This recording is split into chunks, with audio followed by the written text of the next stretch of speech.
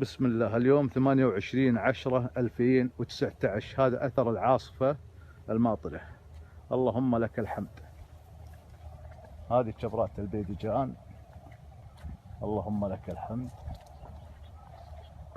وهذيك شبرات الطماط، هم بعد المجمع اللي هناك.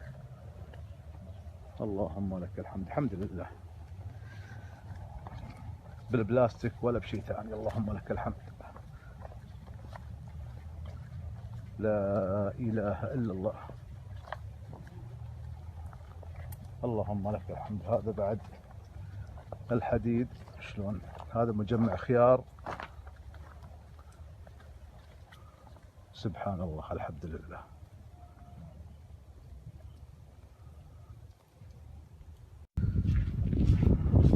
هذه شبرة الفواكه اليوم 28/10/2019.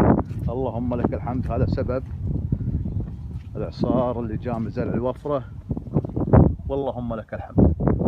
هذا مجمع 3 شبرات كله برتقال وحمضيات. اللهم لك الحمد. عسى ربي يعوض على الجميع إن شاء الله. بارك الله فيكم.